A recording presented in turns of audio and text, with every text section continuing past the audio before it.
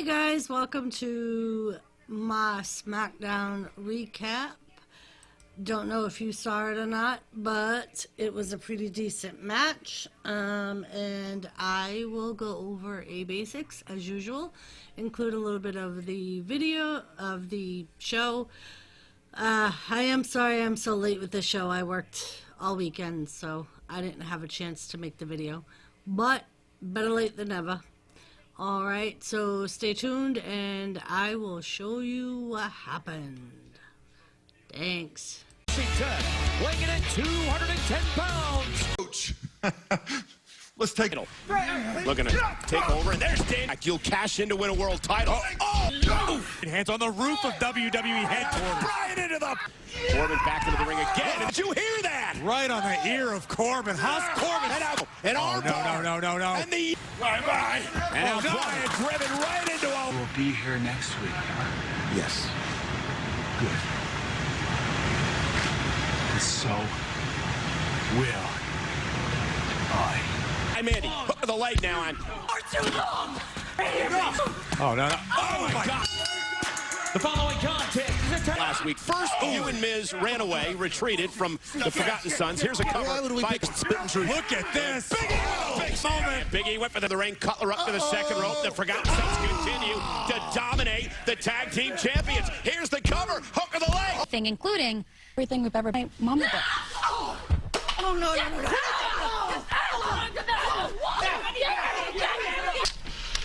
I mean, I heard her. Or will this be the night? Nakamura in as Tamina Bank Dolphins successfully cashed in. Look at the power of experienced grapplers. Caught the show off. More confident than ever. Another briefcase. And again, another to the Otis. How much energy Otis has left. And now Ziggler caught by Money in the Bank. And that allows Ziggler to tag from behind. Ziggler with the zigzag. Did he just punch his ticket to Money in the Bank? And look at this now. Otis catching Dolph in water. And this time I don't think Dolph can get briefcases that hold. There are those who don't want us to fear the people. For the people are many. The people are... Alright guys, so our first match of the night is Daniel Bryan and King Corbin. They open up the show with Daniel Bryan coming out talking about Corbin attacking his little buddy Drew Galloway. I always want to call him Galloway. And he says how he wanted Drew in the match with him, but that King Corbin and Cesaro and Shinsuke took that away from him last week in Corbin and Gallows qualifying match. If you remember, Shinsuke and Cesaro got involved, took out Daniel Bryan, which caused a distraction for Gallows, and Corbin took advantage and ended up winning the match. So therefore Corbin qualified and Gallows didn't. So this is basically a grudge match, I suppose. Bryan wants revenge on Corbin for attacking Gallows. It was a decent match. We had the high-flyingness of Daniel Bryan, and Corbin wasn't too bad himself. A little bit of high-flying from him, but once again, Cesaro and Shinsuke ended up getting involved, and before they got involved, Corbin ended up losing the match per disqualification because he used a ladder on Bryan. We see throughout the match that Corbin pretty much uses underhanded tactics to gain the upper hand on Daniel Bryan multiple times. So this means that Corbin is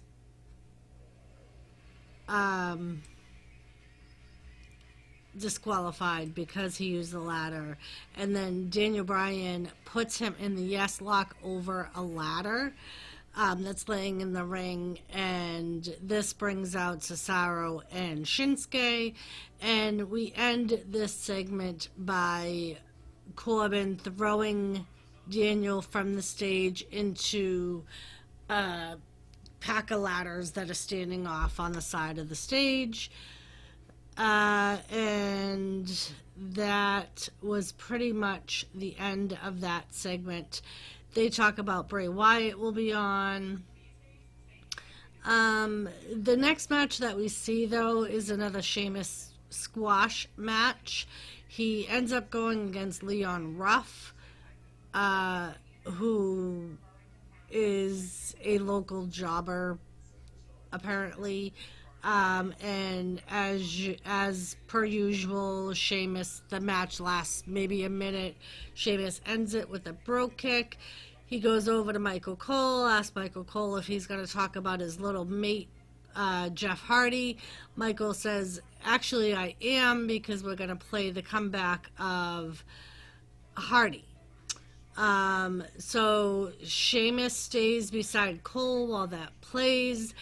At the end of the video, Michael Cole says that Hardy will be here next week. Sheamus says, oh, Jeff Hardy will be here next week? Well, so won't I. So it'll be interesting to see what happens between Hardy and Sheamus. The next match that we see is Carmella and Mandy Rose for the women's qualifying Money in the Bank match. Surprisingly enough, Mandy Rose almost controlled this match. And then Sonya Deville comes out. She doesn't physically get involved in the match, but she does stand on the stage talking to Mandy, distracting Mandy, bringing back last year when she gave up her spot in the women's ladder match to Mandy, and even tried to help Mandy get the belt, and Mandy still lost. And she ends up talking enough that she distracts Mandy completely. Mandy in the beginning does stay in control, but that quickly changes. Carmella takes advantage, and Carmella ends up winning, which puts Carmella in the women's Money in the Bank match. After Carmella wins, Sonya runs down to the ring and attacks Mandy, throwing her into the ring post, throwing her into the stairs, where she gets a really bad nick on her leg, and then knees the back of her head, throwing Mandy back into the stairs. And Sonya gets pushed away by the refs as she's screaming at Mandy. And that they go back to the stage where Mandy's in the trainer's room. Otis is there with her, and they get a good shot of Mandy's knee. They end up throwing Otis out of the trainer's room. And they have a little bit of a backstage little thing between Ziggler and Otis, because they have a match in the main event tonight for the men's qualifying match. So we go back to the ring, and we have the New Day versus the Forgotten Sons. This was a decent match. The Miz and Morrison were on commentary. Surprisingly enough, they did not get involved. And it went back and forth. There was good moves from both teams. The Forgotten Sons ended up winning.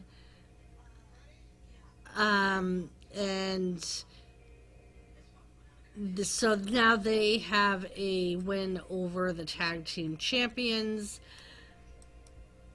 And this brings us to our main event, which is Otis versus Dolph.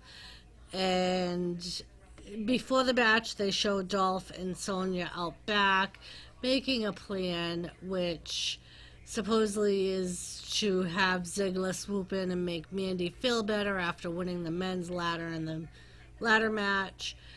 And pretty much that match gets completely dominated by Otis. Ziggler does use some backhanded tactics to get the upper hand a couple of times, but is unable to control the match. And Otis ends up winning. He pretty much throws Ziggler around the ring. And like I said, he wins. Therefore, it's now Otis, Brian, Corbin on for Smackdown for the men's ladder and the ladder match. And then for Monday Night Raw, it is Rey Mysterio and Alexander Black.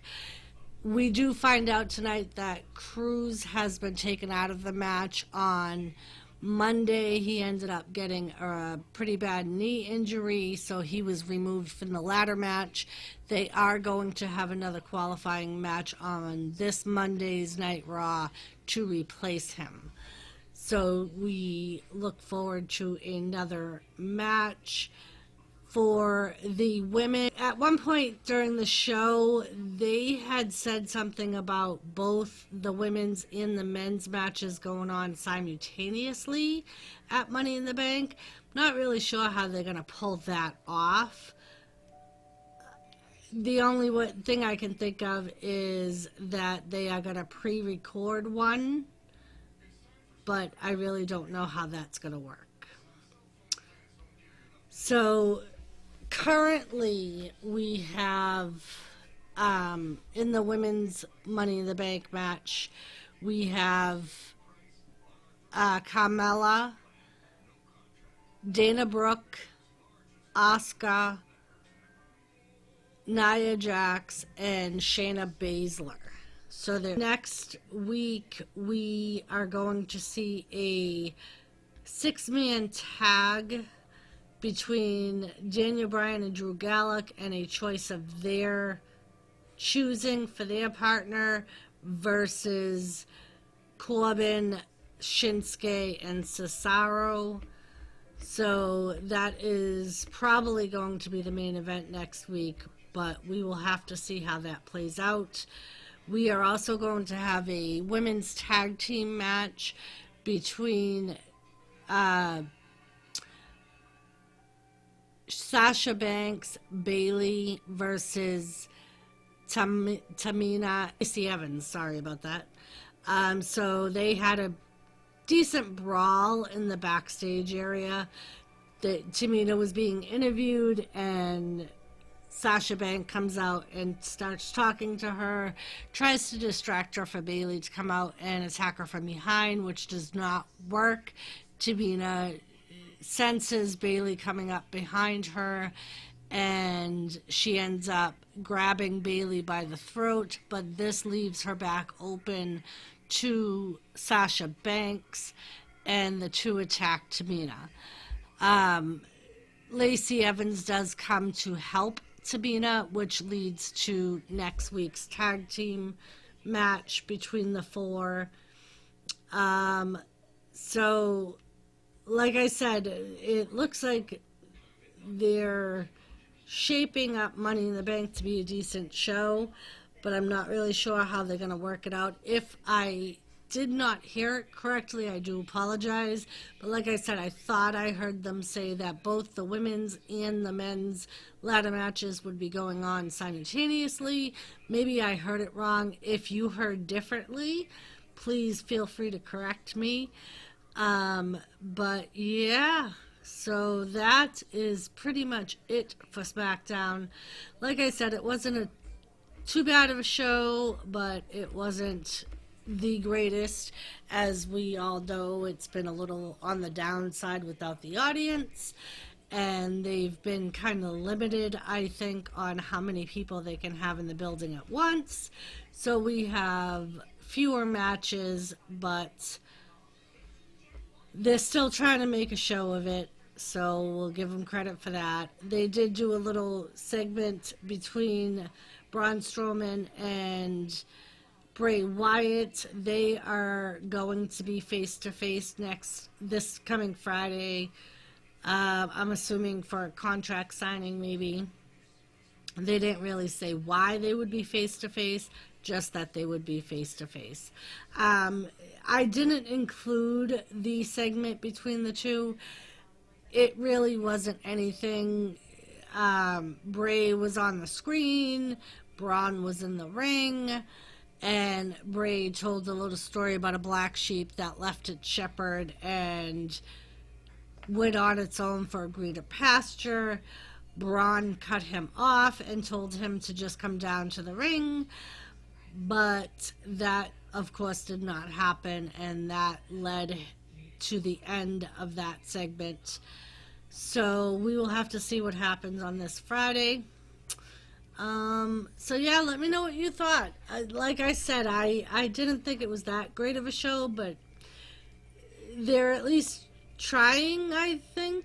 Maybe you think differently. And another question I want to throw out. I did not see him tonight, but who are your guesses for the Stalker? A few times the past few weeks on Smackdown, it's pretty much like just someone whose back we see with like a ring of glowing lights shown on the screen. It's been, like I said, it's probably been about a month that they've been just showing him from behind, or they show him watching someone. So I'm not really sure who it could be. Your best guesses as to who it is? Is it a returning person, or what? Is it someone completely new? All right. Thank you, guys. I hope you enjoyed. Let me know what you thought. If you haven't subscribed yet, do that. Be sure to hit the like button down below. And I will see you guys probably tomorrow night with my Monday Night Raw video. And then on Wednesday, I will definitely be doing a live stream. Peace out. And like I said, hit the like button.